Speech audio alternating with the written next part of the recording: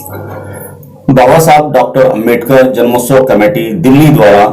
संविधान बचाओ आरक्षण बचाओ संगोष्ठी का आयोजन डॉक्टर अंबेडकर भवन, रानी झांसी रोड, नई दिल्ली में किया गया। कार्यक्रम के आयोजक ओपी कैन, अभिरक्षक प्रकाश चौधरी अध्यक्ष, उत्तम सिंह महासचिव, संजय नीरज कोषाध्यक्ष अगुवाई में किया गया। कार्यक्रम का शुभारंभ बुद्ध वंदना व भारतीय संविधान की प्रस्तावना पढ़कर किया गया। कार्यक्रम में मुख्य अतिथि के रूप में राजेंद्र पाल गौतम, समाज कल्याण मंत्री दिल्ली सरकार रहे। वरिष्ठ अतिथियों में विशेष रवि, विधायक करोलबाग विधानसभा व राजकुमार आनंद, विधायक पटेल नगर विधानसभा, पूर्व विधायक राजेश लिलोटिया पटेल नगर। कार्यक्रम के मुख्य वक्ता महमूद पाचा, वरिष्ठ अधिवक्ता सुप्रीम कोर्ट रहे। सभी अतिथियों का स्वागत जन्मोत्सव कमेटी के वर्तमान व पूर्व पद अधिकारियों द्वारा शाल उड़ाकर व बाबा साहब की फोटो फ्रेम देकर किया गया। कार्यक्रम में दिल्ली के समस्त जगह से आए सैकड़ों लोग भी इस कार्यक्रम में शामिल हुए। आए हुए अतिथियों ने संविधान बचाओ आरक्षण बचाओ पर संबोधन कर लोगों को जागरूक करने का कार्य किया। आइए देखते हैं ये विशेष रिपोर्ट एनपीटी न्यूज इंडिया की, डॉक्टर अंबेडकर भवन, रानी झांसी रोड, नई दिल्ली से। विधायक विशेष रवि जी प्लीज।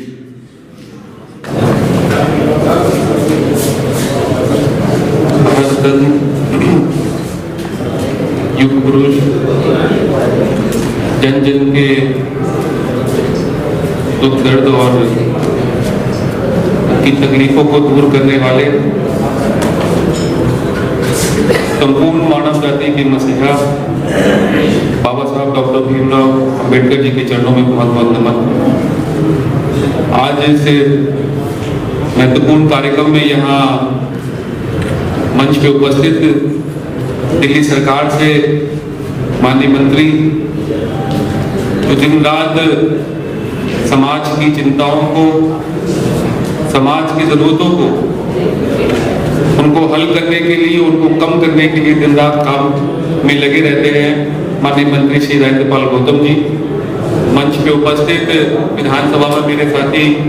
बहुत ही मेहनती और परिश्रमी श्री राजकुमार आनंद जी, पूर्व विधायक और समाज के हर हित और काम में सदैव आगे रहने वाले श्री राजेश लिलोटिया जी। मंच पे उपस्थित निगम पार्षदा शास्त्री नगर से जो हर सामाजिक काम में उपस्थित रहती हैं, अपनी भागीदारी सुनिश्चित करती हैं, श्रीमती प्रेरणा सिंह जी। मंच पे उपस्थित अन्य सभी सम्मानित आए हुए अतिथिगण, इस कमेटी के माननीय अभिरक्षक श्री ओपी कैन जी, मंच का संचालन कर रहे, सुंदर संचालन कर रहे और हमेशा समाज के लिए बढ़ चढ़कर अपनी आवाज रखने वाले श्री उत्तम सिंह जी, और आए हुए आप सभी इस कार्यक्रम में उपस्थित समाज की चिंता करने वाले आए हुए सभी यहाँ उपस्थित सदस्यों को मेरा बहुत बहुत नमस्कार, बहुत बहुत जय भीम, जय भारत। अब बड़ा आज का विषय जो है बड़ा गंभीर और एक बड़ा विषय है, गंभीर विषय है। मेरी जानकारी और उम्र के हिसाब से हो सकता है कि मैं बहुत ज़्यादा जो है इसमें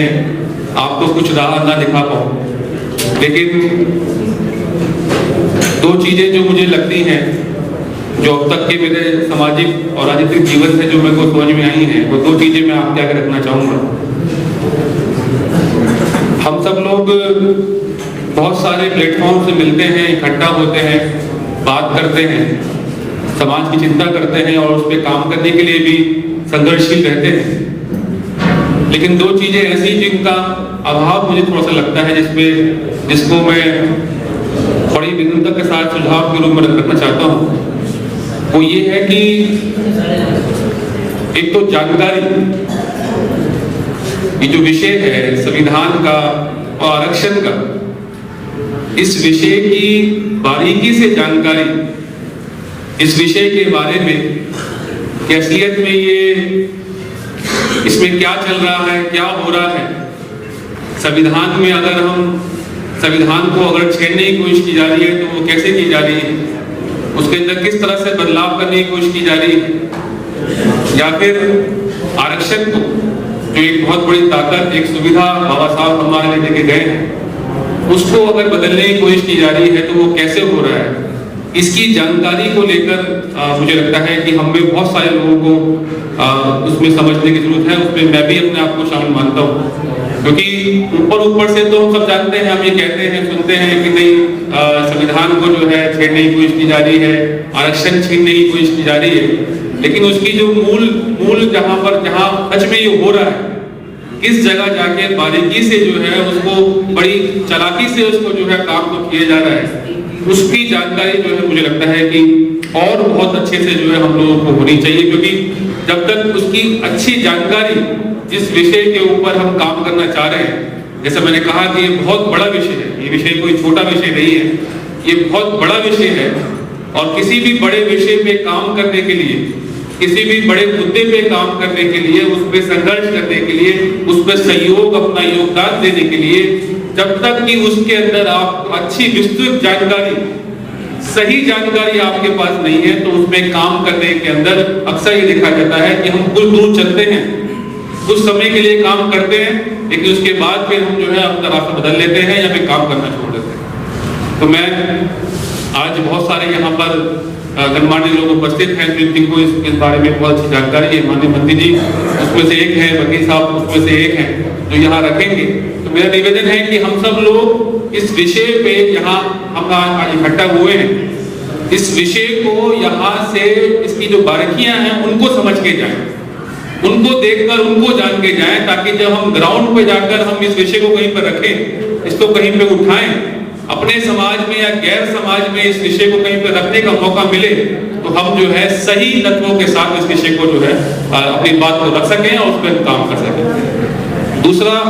इसमें आज के मौके में मेरा बस ये कहना है कि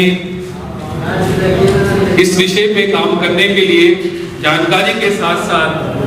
एकजुटता की बहुत आवश्यकता है। अगर एकजुटता नहीं होगी, अगर हम सब लोग किसी एक विषय पे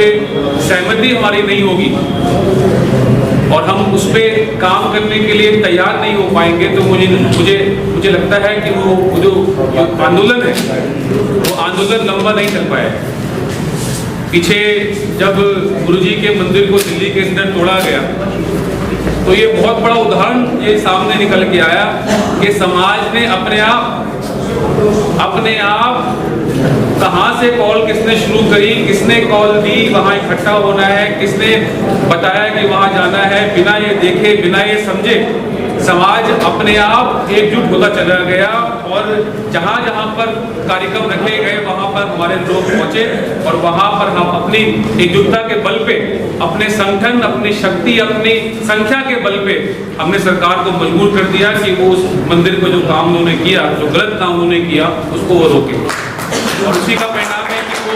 मंदिर आज हमारा सरकार ने जमीन दी है और वो बन रहा है। तो मेरा इसमें सिर्फ ये निवेदन यही है, कहने का जो मेरा मतलब है वो यही है कि एकजुटता हमें दिखानी बहुत जरूरत है। अगर एकजुटता नहीं होगी हमारे अंदर, हमने विषयों के ऊपर अगर किसी भी तरह का हमने भेदभाव किया और आपस में कि मैं उसके पीछे नहीं चलूँगा, मुझे उसके साथ नहीं जाना है, मैं उसके साथ किसी काम के लिए इस विषय के ऊपर नहीं मुझे मीटिंग करनी है, अगर हम इसमें इन छोटी चीज़ों में पड़ गए तो धीरे धीरे जो लोग ये चाहते हैं कि हमारे से हमारी ताकत, हमारा अधिकार छिन जाए, वो सफल हो जाएंगे, वो कामयाब हो जाएंगे। तो बस मेरा आज के मौके पे इतना ही कहना है। साथ साथ एक और आखिर निवेदन है मेरा कि ये जो विषय हैं ये इतने बड़े हैं, इन बड़े विषयों के साथ साथ, इन बड़े विषयों पे काम करने के साथ साथ, जब तक हम सभी लोग जो ये मानते हैं अपने आप को कि हम जिम्मेदार लोग हैं, हम समाज की चिंता करने वाले लोग हैं, जब तक हम अपने इन कामों को, सामाजिक कामों को अपने जीवन में इस तरह से नहीं उतारेंगे कि हमें हर रोज काम करना है, हमें हर रोज सामाजिक काम में संलग्न होना है, हमें हर रोज सामाजिक दायित्व को निभाना है, हर मीटिंग में, हर कार्यक्रम में जितना हो सकता है उतना योगदान देना है। जब तक हम इसका संकल्प भी नहीं लेंगे तब तक जो है बड़े विषयों पे हम काम नहीं कर पाएंगे। अक्सर होता यह है कि हम शुरुआत करते हैं लेकिन उसके बाद विषय हमारे छूट जाते हैं। वो इसीलिए होता है क्योंकि हमने छोटे विषयों पे काम करना जो है नहीं जो है अपने जीवन शैली में रखा हुआ है। छोटे विषयों पे,